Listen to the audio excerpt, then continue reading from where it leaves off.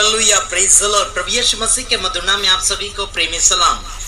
परमेश्वर का धन्यवाद करते हैं कि आज जीवित और जीतों की पृथ्वी पर आपको और मुझे रखा। उस परमेश्वर के नाम की स्तुति और महिमा तारीफ करते हैं। राष्ट्रीय जय यीशु मानव सेवा में आप सबका हार्दिक स्वागत करते हैं। हालांकि आपको और मैं कुछ बातें ऐसे कहना चाहता हूँ, सारे राष्ट्र भर में परमेश्वर का वचन आपको और मुझे फैलाना है। हर किसी की जवाबदारी है, भले आप नौकरी धंधा करते हो, बड़ी जाति के होंगे, बेरोजगार होंगे या फिर कोई भी जाति और धर्म से आप होंगे, आपको परमेश्वर के खिलाफ में नहीं बल्कि परमेश्वर के पक्ष में अधिकतर परमेश्वर के वचन को आगे तक फैलाने के लिए कोशिश करना चाहिए।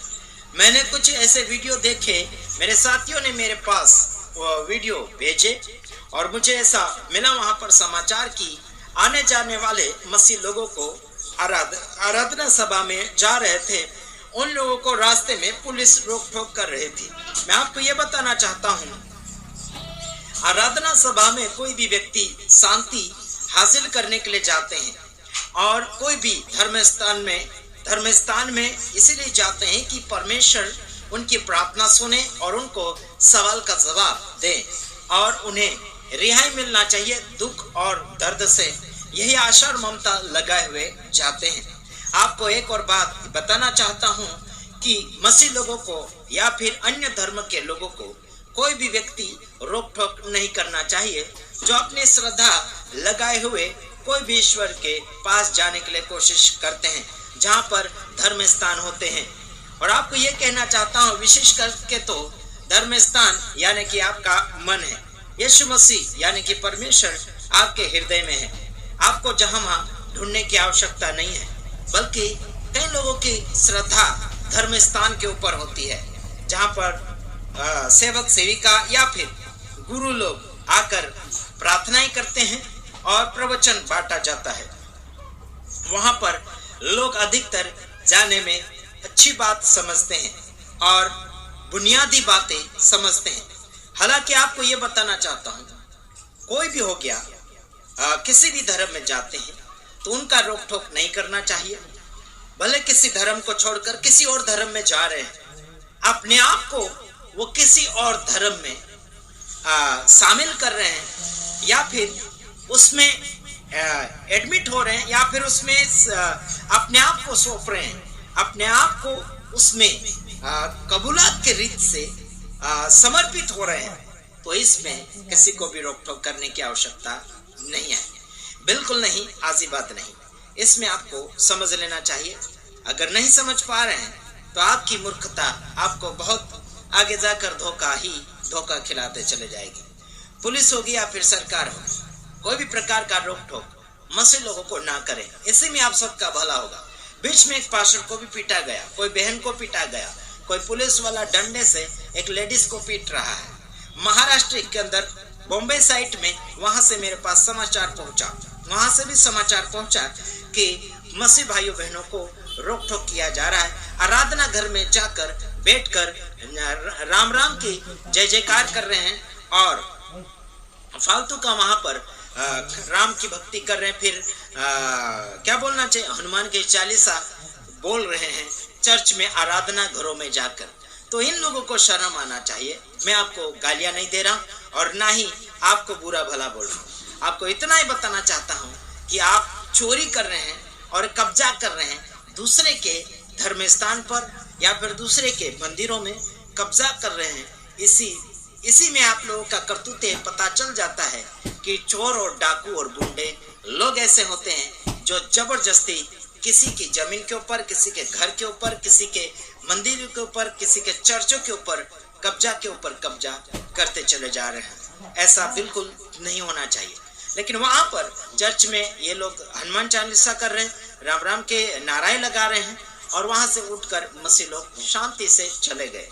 इसका मतलब है कि उनके अंदर प्रभु का प्यार है ना। मेरे भाइयों बहनों, मसीह लोगों ने तो कभी राम के मंदिर में आकर घंटा नहीं बजाया और ना ही वहां पर हल्लड़े मचाई, ना ही वहां पर हालेलुया के नारे लगाए, कभी ऐसा नहीं किया। बल्कि हिंदू संगठन के ऐसे लोग हैं जो गंदे कारनामे करते हुए उनके धर्म को वो खुद बदनाम कर रहे हैं। देखिए, हम मसीह लोगों का धर्म कोई भी नहीं है। मसीह यीशु के अलावा कोई ईश्वर हमारा नहीं होता और नहीं होगा। और जोर जबरदस्ती करके डंडे से डरा कर कुछ बुजुर्ग लोगों को, कुछ पास्टरों को मार ठोक के और हिंदू धर्म को वापस स्वीकारने के लिए ऐसे कर रहे हैं, डरा धमका कर। आप डरा धमका कर स्वीकारने के लिए ऐसे बोल सकते हैं, लेकिन मन की बातें अलग है और शारीरिक बातें अलग है। आप लोगों ने शारीरिक रीति से लोगों को मारने ठोकने के लिए कोशिश की है, लेकिन वो कुछ नहीं होगा।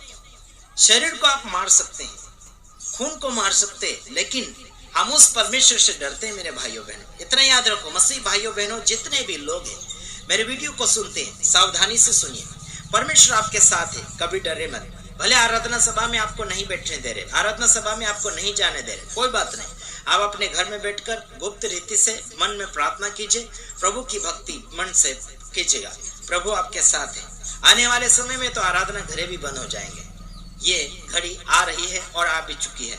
कोई बात नहीं, आप थोड़ा आदत बना लीजिएगा, अकेले प्रभु के साथ समय बिताना है। चलो पढ़ते हैं, आपके लिए हम पढ़ते हैं मत्ती उसका 10 अध्याय उसका 28 वचन हम आपके सामने पढ़ना चाहेंगे।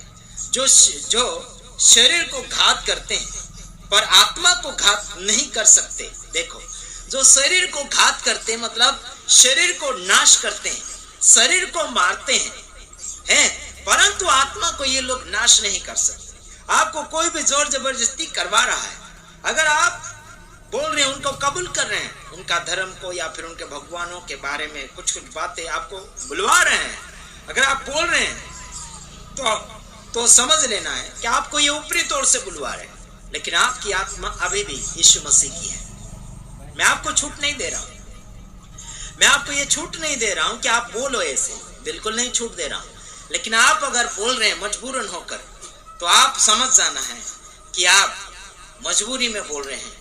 आप मजबूरी में उनके भगवानों के नामों को स्वीकार कर रहे हैं, धर्मों को स्वीकार कर रहे हैं। वो मजबूरी में स्वीकारा हुआ वो ईश्वर को कबूलात नहीं होता है मेरे भाइयों बहनों। आत्मा और सच्चाई के साथ कबूलात किया हुआ वो अच्छा होता है। हिंदू धर्म में बहुत ऐसे लोग हैं जो मार ठोक करके अपने धर्म की संख्याएं बढ़ाना चाहते हैं।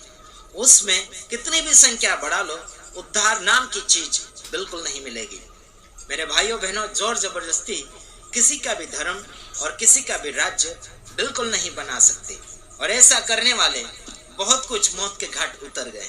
इसमें कोई हमें खुशी नहीं है, बल्कि हमें दुख की बात है कि जोर जबरदस्ती करते हुए लोगों के साथ झूठा बर्ताव कर रहे, खराब बर्ताव कर रहे हैं, मार ठोक कर रहे हैं। ये गंदगी है, ये सब बंद होना चाहिए। आइए देखते हैं, मसीह भाइयों बहनों को परमेश्वर के वचन के साथ बातचीत कर लेना चाहिए और आगे की ओर उनको जवाब देना चाहिए।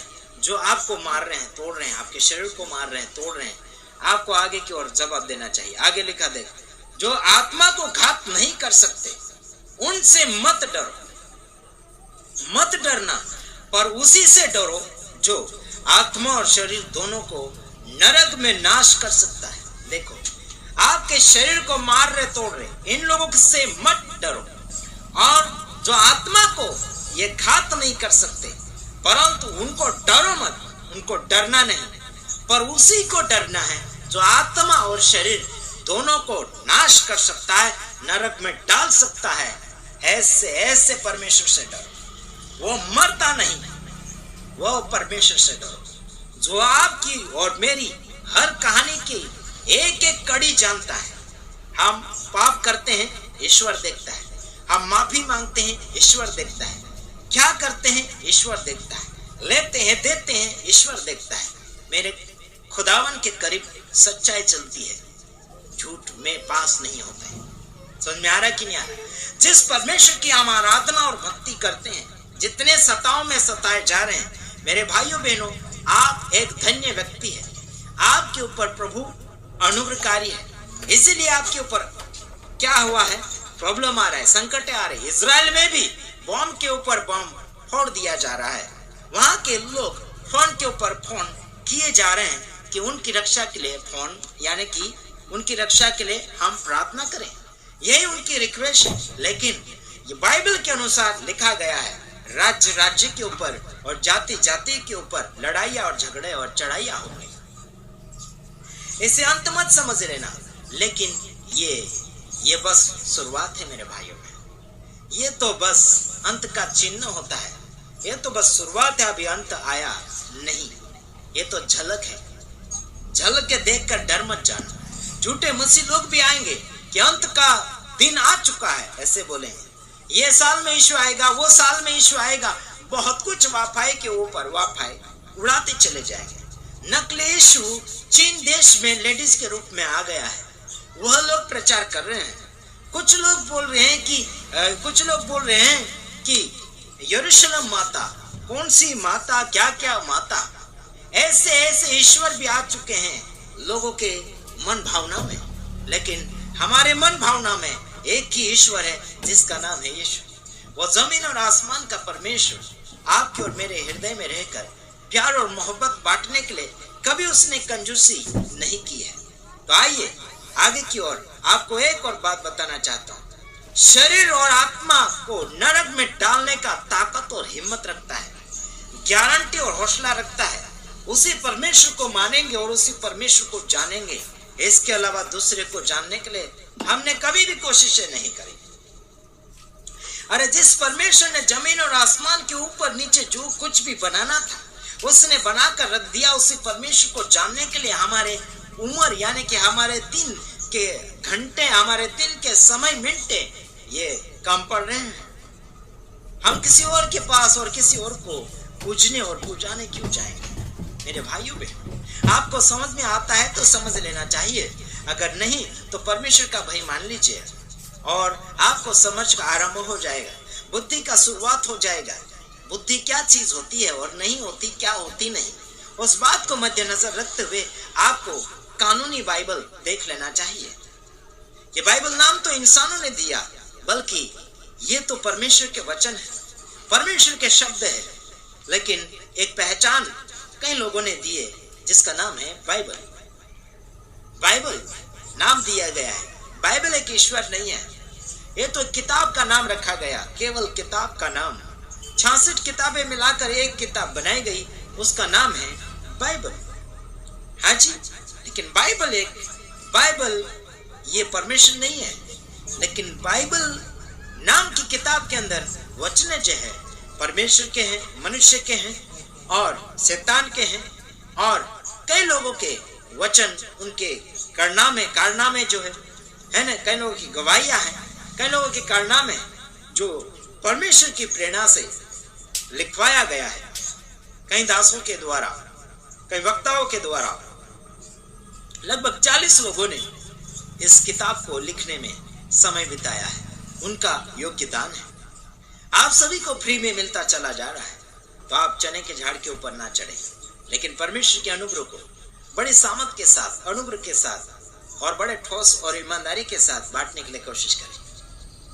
मेरे कुछ भाई बहने जो खरी शिक्षा को लेकर आगे बढ़ रहे हैं, प्रभु उनको सबको सलामत रखे और आगे की ओर बढ़ते चले जाएं। यही आशा और ममता लगाते हुए हम आपके करीब यही बातें लाते हैं कि आगे की ओर बढ़ते चले जाइए। शरीर को नाश करते हैं और ये आत्मा को घात नहीं कर सकते, आपके लहू को नाश कर सकते, आपके शरीर को नाश कर सकते। डरो मत, प्रभु आपके साथ है। आप प्रभु के प्रिय बेटे हैं, इसलिए आपके ऊपर विरोध हो रहा है, आपके ऊपर समस्या आ रही है। धन्य हो तुम।